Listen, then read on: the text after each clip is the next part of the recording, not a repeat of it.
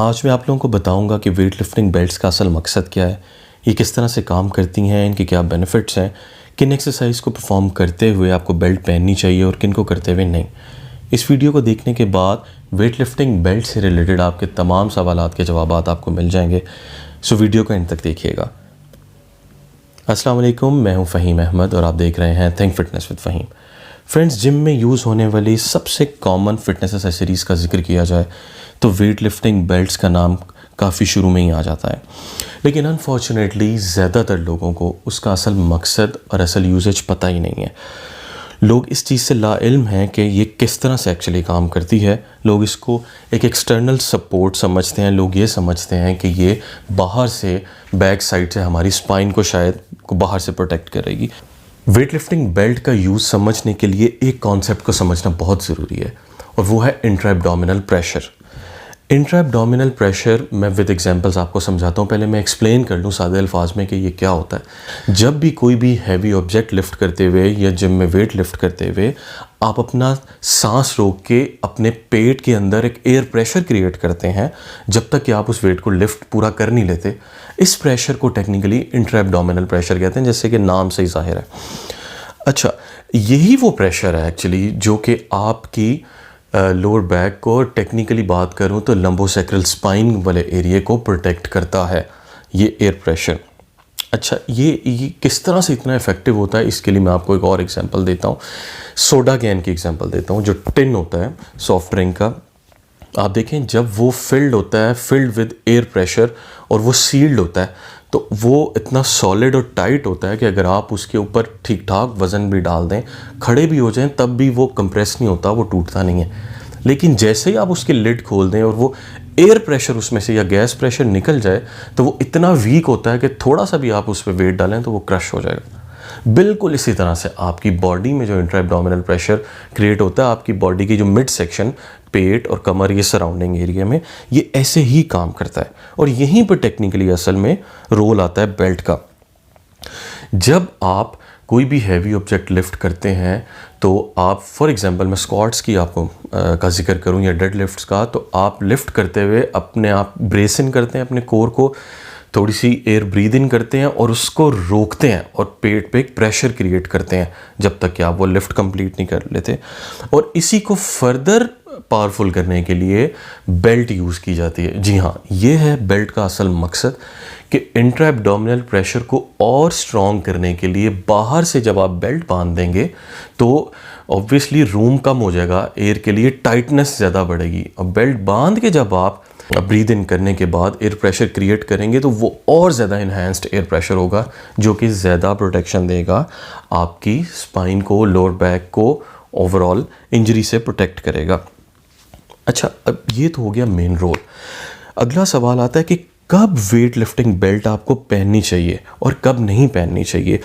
देखिए फ्रेंड, इसमें दो इंपॉर्टेंट चीज़ें हैं कि एक तो है कि किस तरह की एक्सरसाइजेज में पहननी चाहिए, एक है किस वेट कैटेगरी में पहननी चाहिए, कि आप कितना वेट लिफ्ट करें तो आपको बेल्ट पहननी चाहिए। पहले मैं आता हूँ कि कितना वेट लिफ्ट करने पे आपको बेल्ट पहननी चाहिए। अगर आप हल्के वेट पे लिफ्ट करते हुए भी बेल्ट पहनेंगे तो आप अपने कोर स्टेबलाइज़र, जो कि आपके मिड सेक्शन के डीप मसल्स होते हैं अंदर, जो कि स्टेबलाइज करते हैं, प्रोटेक्ट करते हैं आपकी स्पाइन को और पूरे मिड सेक्शन को, अगर आपने उसको शुरू से ही एक्सटर्नल सपोर्ट दी बेल्ट पहनने की, तो वो उस तरह से कभी भी ग्रो नहीं करेंगे जिस तरह कि वो बग़ैर किसी हेल्प के ग्रो कर सकते थे। तो इसमें काफ़ी सारी रिकमेंडेशंस हैं, लेकिन एक टिप ये है कि जब आप 80% ऑफ योर 1 रेप मैक्स से ज़्यादा लिफ्ट करने लगे तब आपको बेल्ट पहननी चाहिए। इसका सादे अल्फाज में मैं समझाता हूँ। 1 रेप मैक्स ये होता है कि वो वेट जिसको लिफ्ट करते हुए सही फॉर्म के साथ आप सिर्फ एक रेपिटेशन परफॉर्म कर सकें, सिर्फ एक, वो आपका 1 रेप मैक्स होता है। उसका 80% अगर आप वेट लें, मिसाल के तौर पे अगर आप 100 किलो से एक रेप कर सकते हैं, तो जब स्क्वाट की बात करते हैं फॉर एग्जांपल, और जब आप 80 किलो या इससे ज़्यादा वज़न उठाने लगेंगे स्क्वाट्स पे, तो फिर आपको वेट लिफ्टिंग बेल्ट पहननी चाहिए।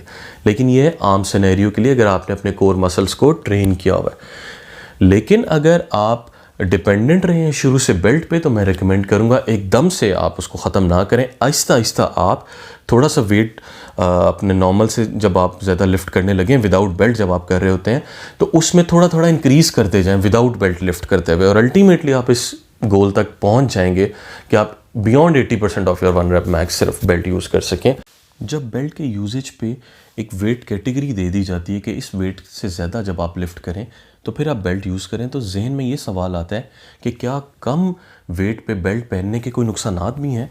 नुकसानात इस सेंस में हैं फ्रेंड्स कि अगर आपने अपनी बॉडी को डिपेंडेंट किया एक्सटर्नल सपोर्ट पे यानी कि वेट लिफ्टिंग बेल्ट पे, तो इंट्रा एब्डोमिनल प्रेशर क्रिएट करते हुए जो कोर मसल्स कंट्रैक्ट करते हैं, जो कि आपके डायफ्राम, पेल्विक फ्लोर के मसल्स हैं, मल्टीफीडर्स और काफ़ी सारे मसल्स हैं, अगर आपने उनको एक्सटर्नल सपोर्ट ही दी रखी तो वो कभी भी उस तरह से ग्रो नहीं कर सकेंगे और स्ट्रेंथन नहीं होंगे और वो डिपेंडेंट ही रहेंगे। इसलिए ये बहुत ज़रूरी है कि एक सर्टन लिमिट तक तो आप उनको चैलेंज करें ताकि वो ग्रो करें, और फिर एक सर्टन लिमिट के बाद आप सेफ्टी कंसर्न्स की वजह से आप एक्सटर्नल सपोर्ट यूज़ कर सकते हैं। दूसरी कैटेगरी थी कि किस तरह की एक्सरसाइज में बेल्ट यूज़ करनी चाहिए। बहुत सारी एक्सरसाइज ऐसी हैं जिम में करते हुए जिनमें इंट्रा एब्डोमिनल प्रेशर या एक्सटर्नल बेल्ट की सपोर्ट का कोई रोल नहीं है, लेकिन लोग उसको यूज़ कर रहे होते हैं। एक एग्जांपल बेंच प्रेस है। नॉर्मली आप देखेंगे कि लोग जिस पे बहुत डिपेंडेंट हैं वो बेंच प्रेस करते हुए भी बेल्ट पहन लेंगे और उसको यूज़ करेंगे, जबकि इसका कोई रोल नहीं है, कोई बेनिफिट भी नहीं है। यहाँ पे आपने सिर्फ अपने ऊपर एक एक्स्ट्रा बर्डन रखा हुआ है। कुछ लोग तो पुलअप्स करते हुए, बाइसेप कर्ल्स करते हुए, चेस्ट फ्लाइज करते हुए भी बेल्ट यूज़ करते हैं, which has absolutely nothing to do with core stability, और कोई इसका बेनिफिट नहीं है।